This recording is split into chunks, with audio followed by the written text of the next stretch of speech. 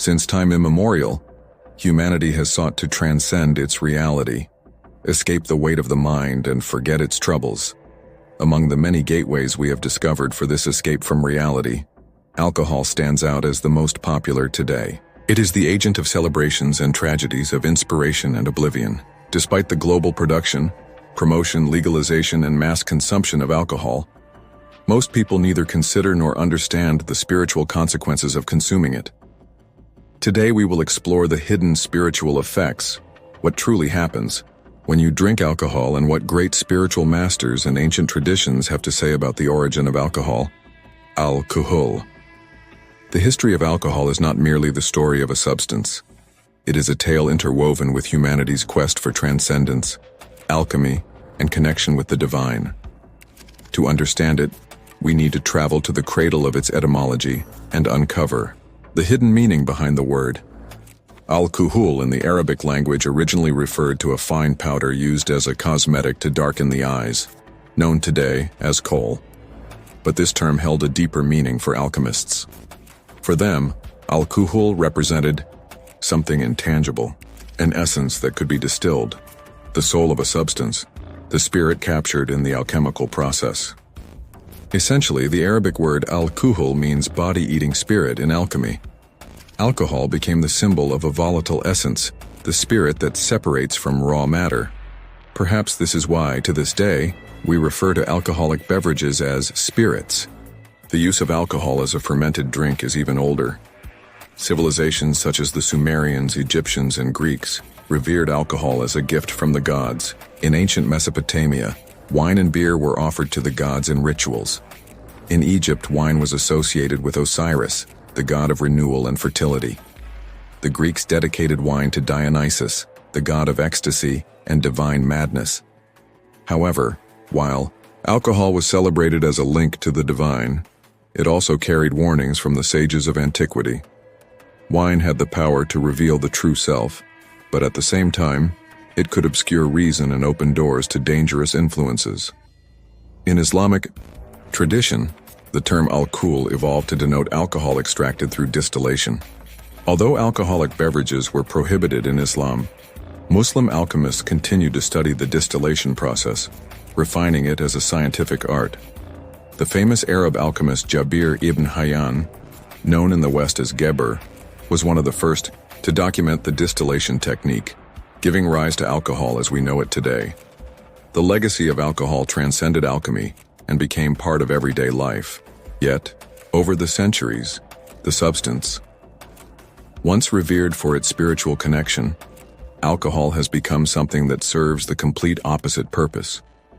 Alcohol is more than a physical substance affecting the body and mind. It directly interacts with the human energy field, often referred to as the aura. To understand its impact, we must delve into the subtle territory where modern science and spirituality converge. All esoteric traditions agree on one fundamental point. Humans are not merely flesh and bones. We are energy in motion, enveloped by vibrational fields that emit and receive information from the cosmos. This energy field, often visualized as an aura, reflects our spiritual vitality. It is here that alcohol exerts its deepest and least understood impact. When we consume alcohol, it enters the physical body and alters chemical processes in the brain and liver. In the energy body, alcohol acts as a destabilizing agent. It creates tears in the individual's energy field, making them vulnerable to negative external influences. Rudolf Steiner, one of the founders of anthroposophy, argued that alcohol consumption weakens the spiritual self, allowing destructive forces to influence the psyche. This energetic opening can attract thought forms, astral larvae, or even entities that feed on the energy of addiction, known in Spiritism as obsessing spirits. These gaps or ruptures in the aura are especially dangerous because they weaken our connection to the higher self, that divine spark that guides and protects us. Instead of remaining centered and aligned with our essence, we become scattered, like a rudderless boat on turbulent waters. This is why many people report feeling emotionally unstable, spiritually disconnected, or mentally confused after consuming large amounts of alcohol. The impact on the chakras is equally significant. Alcohol tends to overstimulate the root chakra, which is associated with earthly pleasures and survival, while weakening the crown chakra, which connects our consciousness to the divine. This creates a dangerous imbalance. We seek immediate satisfaction in the material world while avoiding higher truths. Great spiritual masters have always warned about this. In the Yoga Sutras, Patanjali describes the importance of keeping the body and mind pure to access higher states of consciousness. Paramahansa Yogananda, in his work, Autobiography of a Yogi, stated that alcohol obscures the light of the spirit, dimming the clarity needed for true spiritual realization. Even modern science shows these effects. Neuroscience studies reveal that alcohol reduces activity in the frontal lobes, the brain, region associated with conscious decision-making and introspection. The energetic impacts of alcohol can also be observed in collective environments. When many people consume alcohol in a shared space, such as parties or events, their energies mix uncontrollably. The vibration of the space tends to drop, becoming denser and more chaotic, and people's behavior becomes more primal.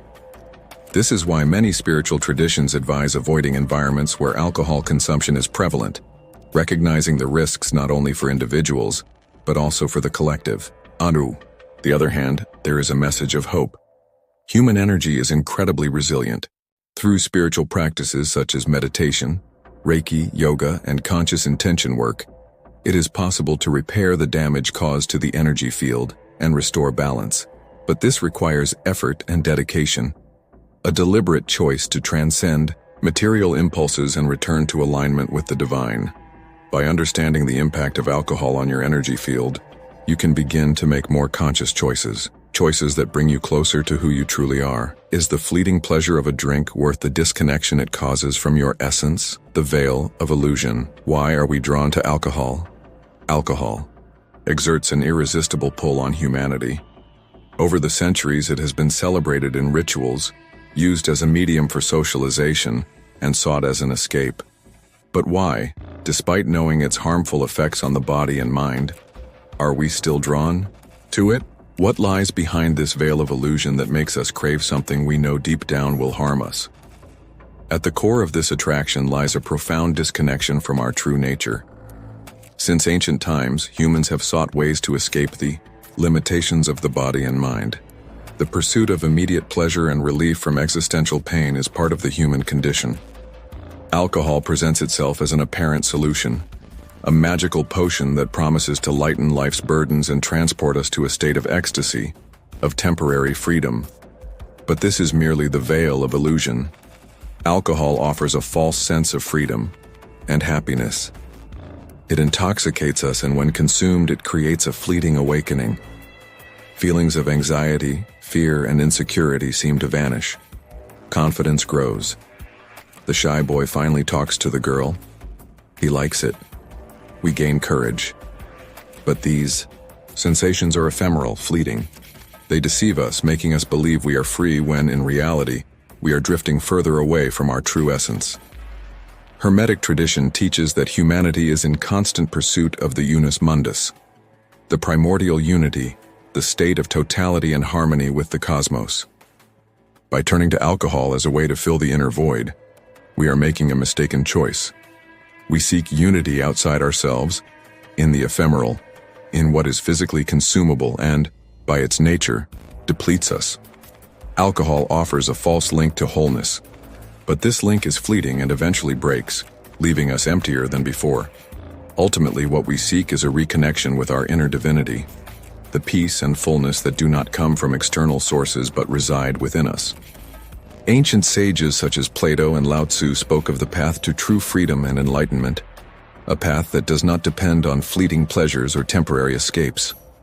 Plato, in The Republic, described the soul's ascent as a process of liberation from the illusions of the physical world. Lao Tzu, in the Tao Te Ching, taught that true peace is found by living in harmony with nature and the flow of the Tao, not through excesses or escapism. On a psychological level, alcohol reinforces a pattern of emotional dependency. People often do not seek alcohol solely for pleasure, but as an attempt to cope with psychological and existential suffering. alcohol has a sedative effect that can be appealing when someone feels overwhelmed, anxious, or stressed. By reducing stress, it offers false solace, providing a momentary sense of escape. It acts as a temporary release valve for life's frustrations. It is a superficial solution that merely postpones confronting our inner shadows. Rather than solving the problem, it conceals it, creating a cycle of escape and return to emptiness. True freedom and happiness are not found in extremes of indulgence or denial, but in reconnecting with our essence, cultivating balance, and nurturing inner peace. The real issue is not the act of drinking itself, but what drives you to feel the need to drink, what makes you want to escape reality. Mystical accounts and spiritual warnings. Throughout history, many spiritual masters, prophets, and mystics have shared their insights on alcohol. Their words carry wisdom, warning us of the hidden dangers of this substance and its implications for our spiritual journey. These accounts are not mere moral admonitions but profound advice rooted in love, meant to protect humanity's connection to the divine. In Vedic traditions, alcohol is seen as a substance that reduces sattva, the quality of purity and harmony. The Bhagavad Gita teaches that a balanced mind is essential for accessing higher planes of consciousness. Anything that disturbs this balance is an obstacle on the spiritual path. According to these traditions, consuming alcohol increases the qualities of rajas, restless passion, and tamas, darkness and ignorance, destabilizing the practitioner and weakening their capacity for meditation and introspection. Buddha, in his teachings on the Noble Eightfold Path, warned of the dangers of intoxicating substances. For him, consuming anything that clouds the mind hinders spiritual progress because it disconnects us from the clarity needed to perceive the ultimate truth, nirvana. In many Buddhist communities, alcohol is completely avoided as part of shila, the ethical discipline. In Hermetic and alchemical traditions, alcohol was viewed ambivalently. While it was considered a powerful substance capable of extracting essences and transforming raw materials, it was also recognized as a dangerous dual symbol. It represented both the possibility of illumination and the risk of being lost in the world of illusions. Alchemists warned that the reckless use of alcohol could lead to the degradation of the energy body, opening doors to negative influences on subtle planes. A fascinating account comes from Sufi traditions. Rumi, the great mystical poet, used wine as a metaphor in his verses, referring to the wine of divine love, which intoxicates the soul with the presence of God. However, he also cautioned against literal wine, which, according to him, diverted seekers from the path of awakening. For the Sufis, true ecstasy comes from spiritual connection, not external substances. In Christianity, alcohol occupies a peculiar place. Wine is a central symbol in the Eucharist, representing Christ's blood and the new covenant with God. However, early Christians and many saints warned of the danger of excess. St. Augustine wrote that drunkenness was a form of self-destruction of the soul, an act that separates us from divine grace. He saw excessive consumption as a distraction that pulls us away from introspection and prayer. Other mystical accounts describe the spiritual consequences of the indiscriminate use of alcohol. In shamanism, alcohol is believed to weaken the light body, the energetic protection that keeps individuals in balance with the universe. Many shamans assert that alcohol facilitates the entry of parasitic energies or negative entities that feed on the low vibrations caused by intoxication. These accounts converge in a common warning.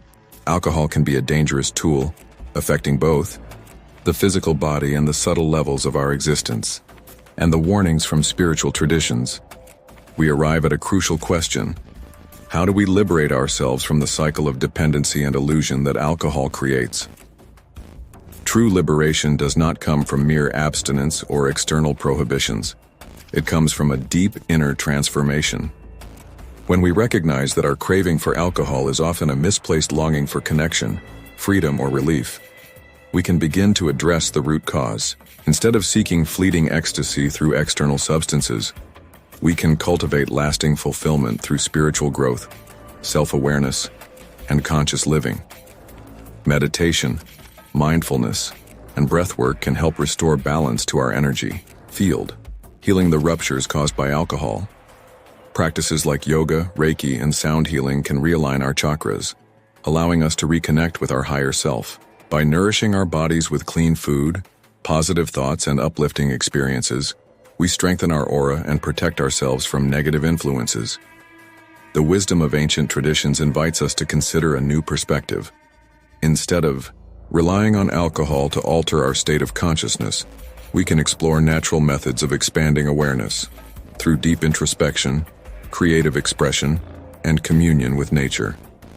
The ultimate intoxication is not that which numbs the senses, but that which awakens the soul to its divine potential. As Socrates taught, self-mastery is the foundation of a virtuous life. True freedom lies in the conscious choice to elevate our being rather than escape from it. By questioning our relationship with alcohol and its effects on our mind, body, and spirit, we take the first step toward reclaiming our power. The challenge is not merely to reject alcohol, but to transcend the need for it altogether. In doing so, we embrace a path of clarity, strength, and true connection. A path that leads us back to our essence, where the real intoxication of life awaits. We learn to pause, breathe, and examine the root of our cravings. This simple shift in awareness can break the unconscious cycle of dependence and replace it with conscious choice. Similarly, in yogic philosophy, the practice of pratyahara, withdrawal of the senses, helps us detach from external stimuli that influence our behavior. By turning inward, we gain mastery over impulses that once controlled us, chanting mantras, engaging in breathwork, and aligning with higher vibrations through sound and meditation, all serve to strengthen our willpower and inner clarity. Beyond spiritual practices, cultivating a fulfilling and purposeful life is key. Many turn to alcohol out of boredom, loneliness, or emotional distress. By engaging in creative activities, building meaningful relationships, and pursuing personal growth, we fill the void that alcohol only temporarily masks. Healing is not about deprivation, but about rediscovering the richness of life without artificial enhancers. The natural world offers profound sources of elevation: sunlight, music, deep conversations, artistic expression, and even simple acts of kindness. When we shift our focus to these sources, the need for alcohol diminishes. Ultimately, true liberation is not about avoiding alcohol out of fear, but about no longer needing it. It is about transcending the illusion that external substances can fulfill what only inner connection can provide. The path to freedom is a journey of self-discovery, requiring courage and commitment. But as we walk it, we awaken to a deeper, lasting joy. One that is not fleeting like intoxication, but enduring, like the light of the soul. We learn to witness, breathe, and make conscious choices. In Christianity, the concept of divine grace reminds us that we are not alone in this journey, that higher support is always available for those who sincerely seek it. Ask, and it shall be given to you. Reconnecting with nature is also essential. Alcohol disrupts our natural harmony, and spending time outdoors in forests, mountains, or by the sea helps restore this lost connection. The Earth's energy is purifying and can help release toxins not only from the body but also from the mind and spirit. Another crucial step is practicing gratitude. Often we turn to alcohol as a way to escape what we perceive as an unsatisfactory reality.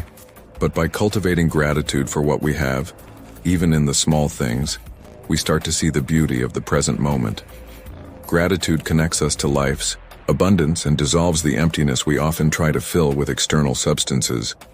I understand that things aren't as simple as they sound, but everything begins with intention. My work is to bring you the message that you are not a slave to anything. You are the master of your consciousness and do not need any substance to be happy and live a fulfilled life. Community is also vital. Walking the path of liberation does not have to be a solitary journey. Surrounding yourself with people who share similar values and goals can be transformative.